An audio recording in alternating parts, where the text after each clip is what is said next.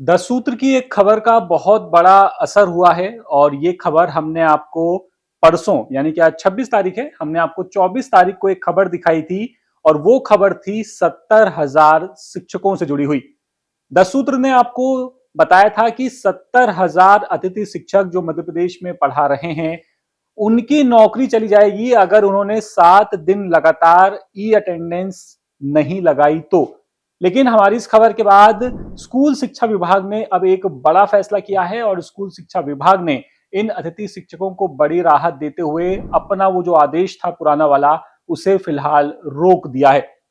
जी हाँ, इस खबर में बात करेंगे इसी पूरे मामले की। नमस्कार, मैं हूं अतुल द्विवेदी और आप देखना शुरू कर चुके हैं द सूत्र। दरअसल आपको बता दें कि स्कूल शिक्षा विभाग ने एक आदेश निकाला जिसके तहत ये कहा गया था कि जो अतिथि शिक्षक लगातार 7 दिनों तक अपनी ई अटेंडेंस नहीं लगाएगा, उसकी सेवा समाप्त मान ली जाएगी।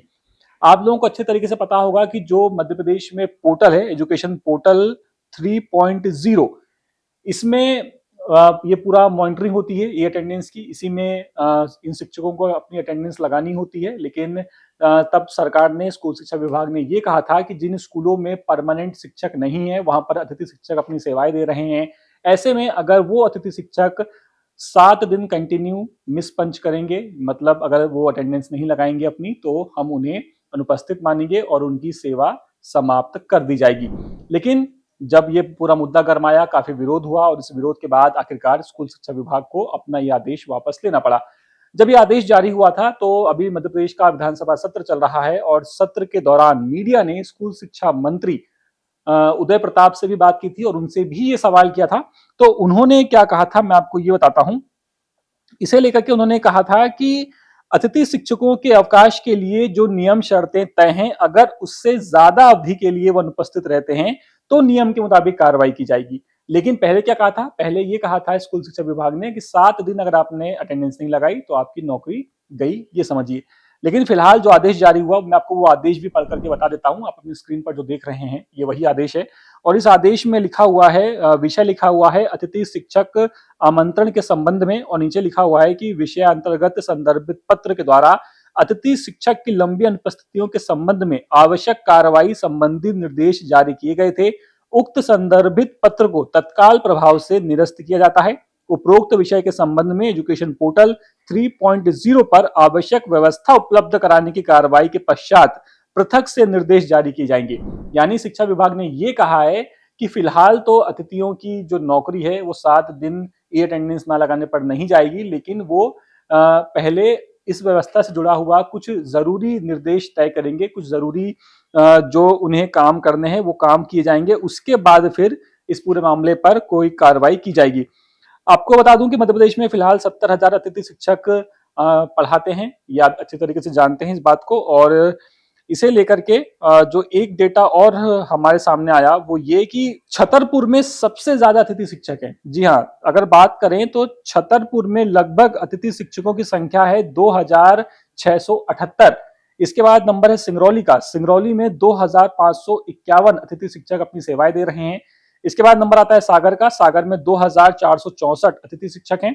फिर शिवपुरी, शिवपुरी में 2,456, विदिशा में 2,190 और कटनी में 2,139 अतिथि शिक्षक अपनी सेवाएं देते हैं मध्य प्रदेश के सरकारी स्कूलों में।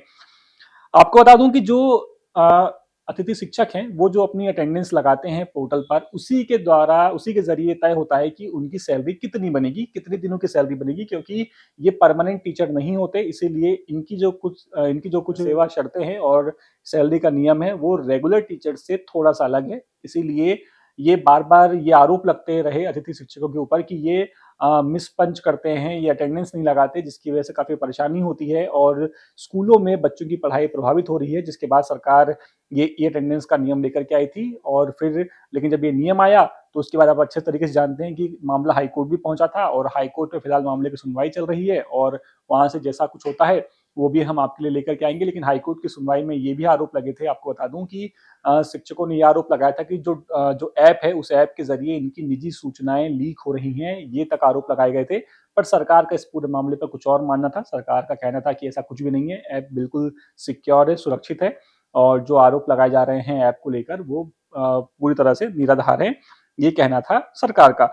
और अगर आपको ये भी जानने की इच्छा हो कि सबसे कम अतिथि शिक्षक किस जिले में है, तो वो डेटा भी हमारे पास मौजूद है और इसके तहत सबसे कम अतिथि शिक्षक है अलीराजपुर में। अलीराजपुर में मात्र 15 अतिथि शिक्षक हैं। इसके अलावा अनूपपुर में 17, बड़वानी में 18, झाबुआ में 27 और डिंडौरी में मात्र 30 अतिथि शिक्षक अपनी सेवाएं दे रहे हैं। तो कुल मिलाकर के खबर तो हमने आपको बता दी है और इस खबर का मेन जो सार है वो यही है कि अतिथि शिक्षक पुराने जो आदेश था 8 अटेंडेंस को उसे तुगलकी फरमान करार दे रहे थे और अब आखिरकार सरकार ने वो आदेश फिलहाल तो रोक दिया है, लेकिन जरूरी निर्देश भी जारी करने की बात की है। पहले सरकार कुछ जरूरी नियम, कुछ जरूरी कामकाज इस संबंध में तय करेगी, कुछ निर्देश जारी करेगी, उसके बाद फिर हो सकता है कि ये आदेश वापस से जारी हो जाए, लेकिन फिर इस आदेश को किस तरह से लागू किया जाता है ये भी तब देखने वाली बात होगी। फिलहाल इस खबर में इतना ही। खबर आपको पसंद आई हो तो द सूत्र को सब्सक्राइब जरूर कर लीजिए और कमेंट करके बताइए कि स्कूल शिक्षा विभाग ने जो ये आदेश वापस लिया है इस पर आपकी राय क्या है। फिलहाल मुझे दीजिए इजाजत। कैमरा पर्सन सईद खान के साथ मैं तुल द्विवेदी, द सूत्र, भोपाल। लेटेस्ट, इन्वेस्टिगेटिव और इन डेप्थ खबरें देखने के लिए ज्वाइन कीजिए द सूत्र का व्हाट्सएप चैनल, सब्सक्राइब कीजिए यूट्यूब चैनल, लाइक कीजिए फेसबुक पेज और पढ़ते रहिए www.dasootra.com।